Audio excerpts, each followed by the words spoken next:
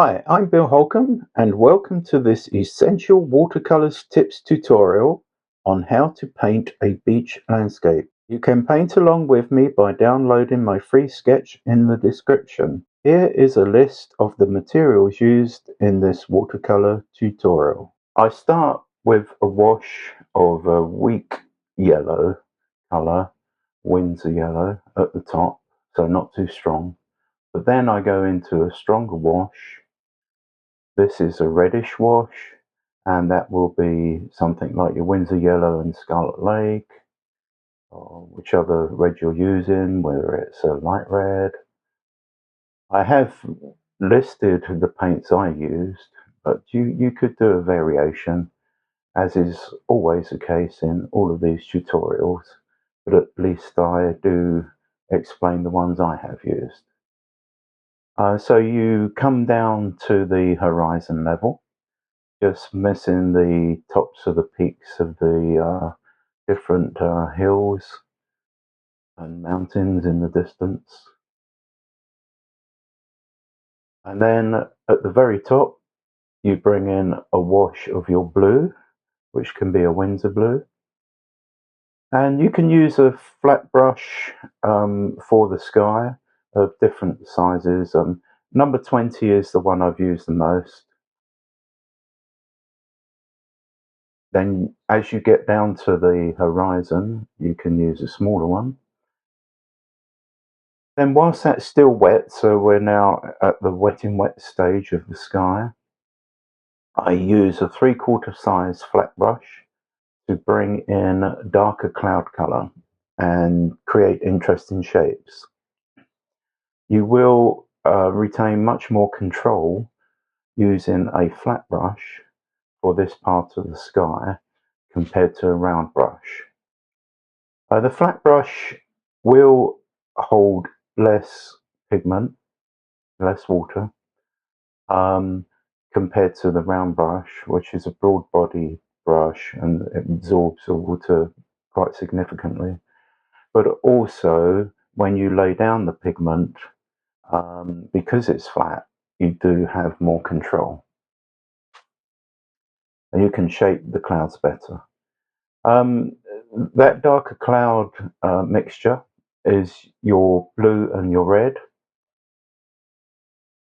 And notice as you come down to the horizon level that you can make good use of the flat brush here because the clouds become much thinner as they recede into the distance at the horizon level.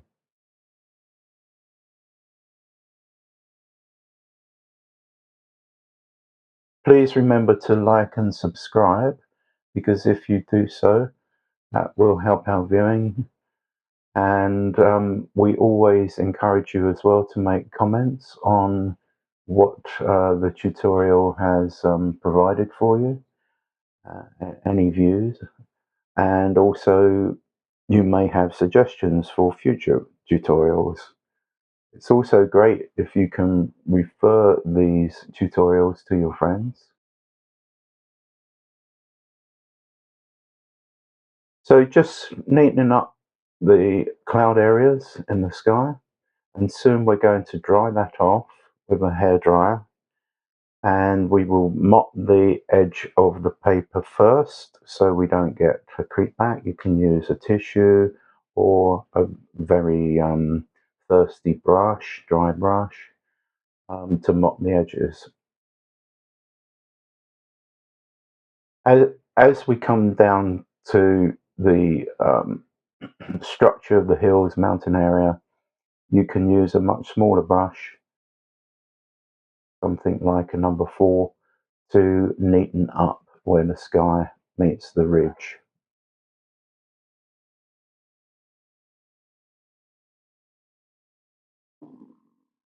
So we've dried off the sky with the hairdryer and you can see it's much lighter and it's nice and fused, no hard edges, so it looks realistic.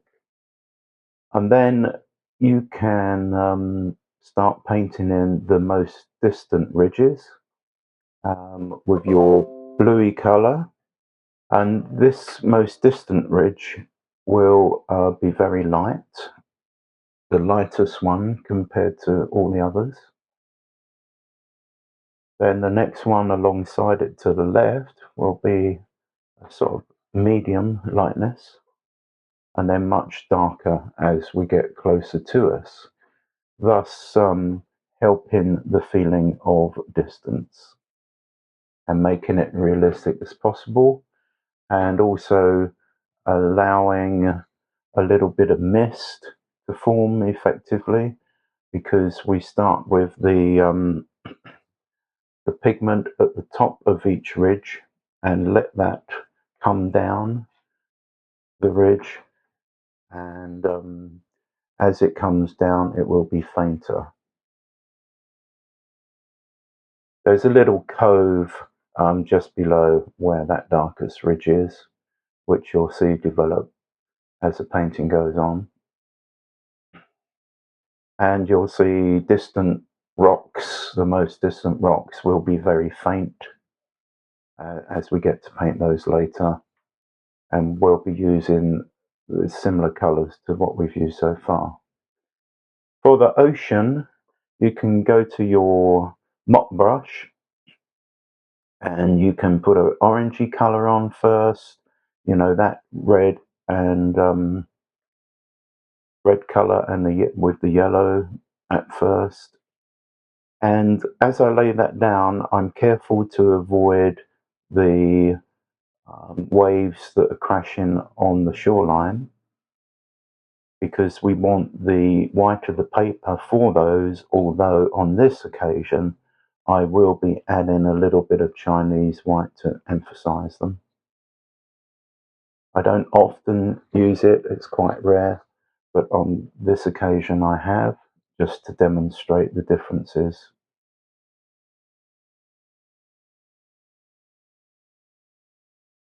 So this is quite a long process doing the ocean. Start with that light wash, then come in with your blue wash, and you can drop down to a number 10 brush, round pointed brush, avoiding those distant rocks, and of course the nearby ones too when we get down to that later. And when you lay this paint down from the ocean, you lay it down as varied as possible, with little white light gaps in between, darker ones here and there, and so forth. And I will say at this stage that, of course, that will eventually be dried off with a hairdryer. But once it's dry, we'll be laying down a further wash on top of that one to give even more depth to the coloration of the ocean, make it look even more convincing, because right now it's extremely light, and it's lighter than reality, far lighter than reality. So we'll be darkening that up later. You can see, I should have mentioned that I've laid a little bit of yellow ochre on the beach areas, and then as it comes close to the shoreline, I've laid in a little bit of brown colour. You can use something like a burnt umber or your light red together with your blue to make the brown colour.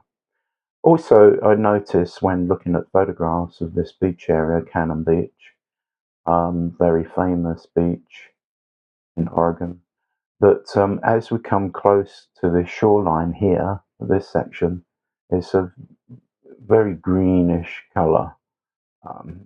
So I've added some of that whilst it's wet, the green colour, and that will dry nicely, and it will still slightly show through when we do that final top wash. And there are a few crashing waves as well, a strip of crashing waves in that area, which so I've been careful to avoid the white of the paper to show that line of waves. So as you use your darker colour around these wave areas, then it shows up the paper even more, the white of the paper. Now I'm just doing a little bit of lifting those white crashing waves along the shoreline here and there. If you've gone over a little bit with your blue color, then you can lay down some water, and then you can use a bristle type brush, one that's normally used for oil painting, to lift and then dab with a tissue, or you could use just one of your round brushes, whichever works.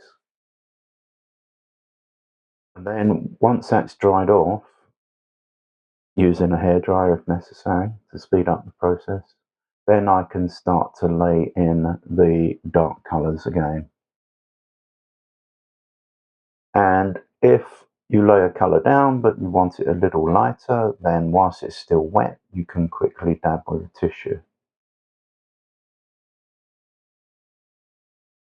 So just carefully, continuously shape up that area where the crashing waves are, just to break them up a little bit, make them look as realistic as you can, put in the dark areas in between the waves. So I've done the first coat, if you like, the undercoat of the ocean, and now I'm dropping in some of those rocky areas, and then when we do the top coat on the ocean, the top wash, we'll be avoiding those rocky areas and leaving little bits of lighter area where the ocean meets the rocks, to make that as realistic as possible. At that wave area on the bottom right side, laying down a little bit of blue, but leaving the top white to make it look like the crashing waves coming in.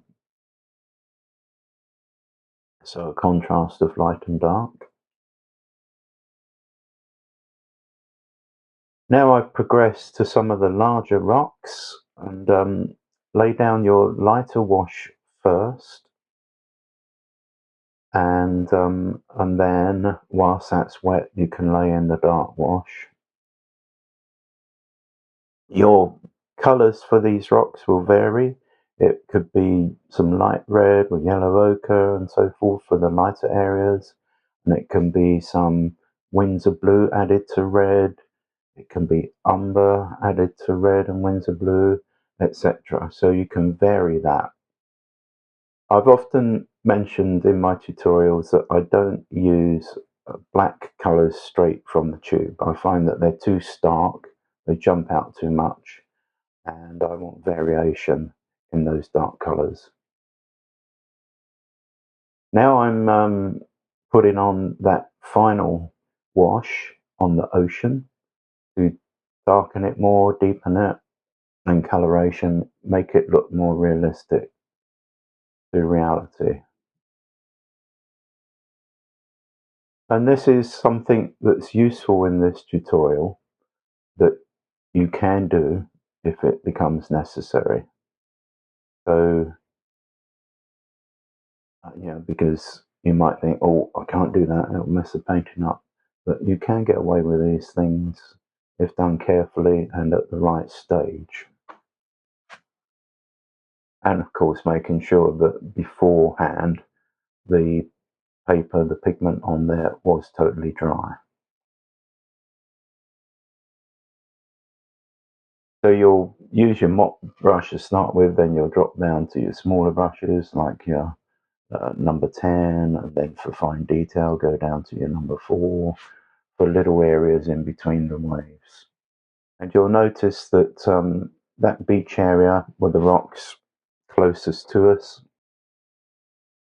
at the bottom, I've left white there of the paper to show foaming area of the sea. That wash is still wet, so I can darken it even more, vary the depth of colour here and there, different hues.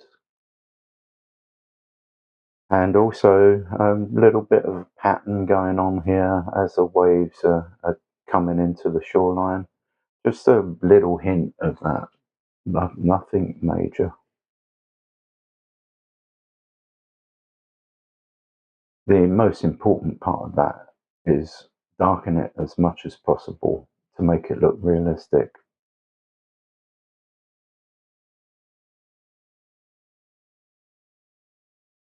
You can do a little bit of lifting on that furthest ridge by putting some water on your brush first and putting that down and then using the tissue to lift. Now I'm using the Chinese white on those waves crashing into the shoreline. As I mentioned, I don't normally use Chinese white. I normally only rely upon the white of the paper. But on this occasion, I'm demonstrating its use compared to only using the paper.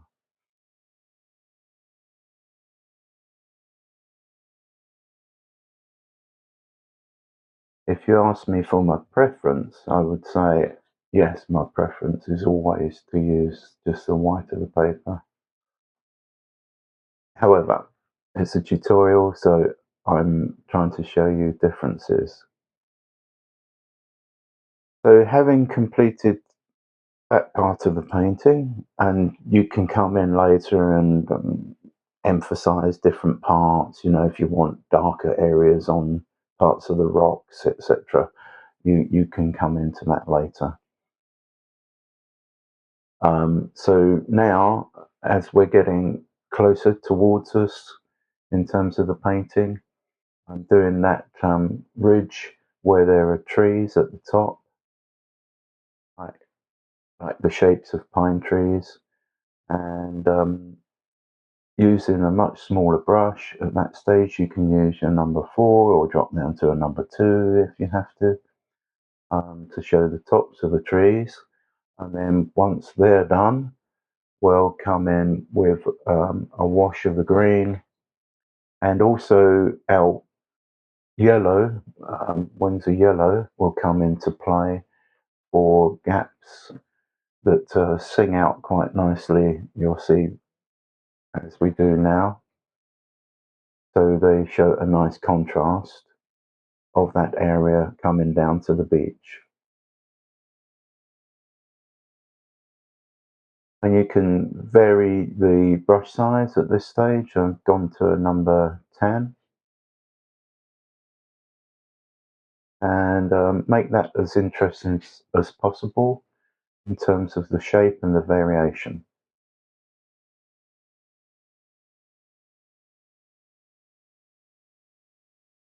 And once again, a lot of wet in wet taking place.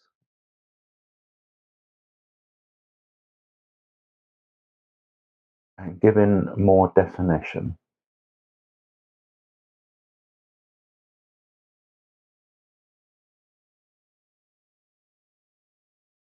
We'll be doing the same along the beach area as well. I've got some rocks on the sand, and that shoreline will be darkened up a little bit and emphasized more. There is a dark area on the shoreline where the ocean meets the beach.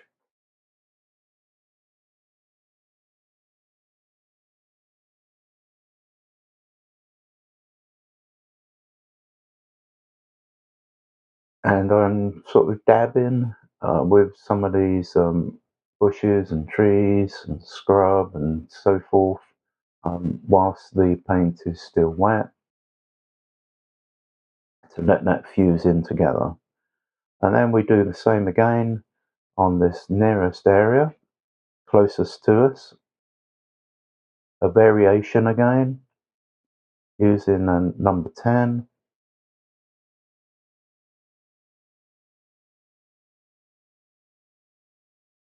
When I was considering the structure of this painting, I wanted to include this near area of variation in color, but it also helps to push us forward into the painting as we view it.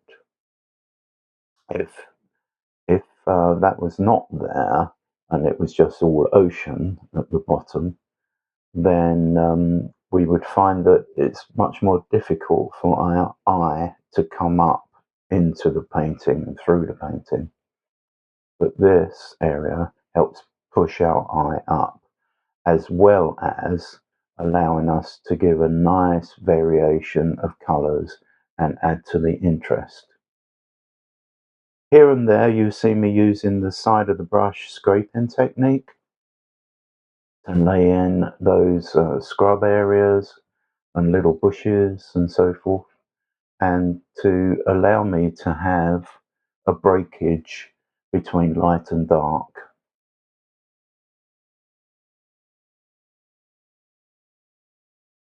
So it's just a case of continuing with that and shaping it up, making it as convincing as possible, as varied as possible.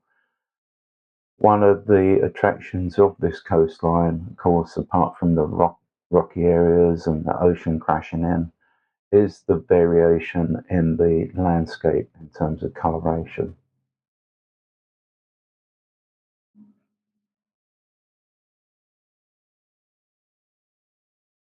I should have mentioned it earlier, that the only reason I've taped the bottom of the paper is so that it doesn't slide around and interfere with the viewing for the video. It wasn't actually necessary for painting. And as you know from the materials listing, it's 300-pound Arches rough paper, so very robust. Can take lots of washes and scraping out, lifting out as you go along to be able to do those different techniques. Now it's a case of neatening up and finishing off, emphasizing different parts, making sure there's a good contrast in light and dark in different areas, such as on the beach and that area nearest to us, emphasizing even more the variation on the rocks with the light and dark and shadows that are coming in because the sun is from our right. And for added interest, to help push the eye up even more, I'm adding a few little seagulls in the distance, just little indications. And I always use an odd number rather than an even number. Weird. I think it fits more comfortably, more convincingly. So I hope you've enjoyed that, and thanks for watching. Here's the finished painting, and we'll see you next time.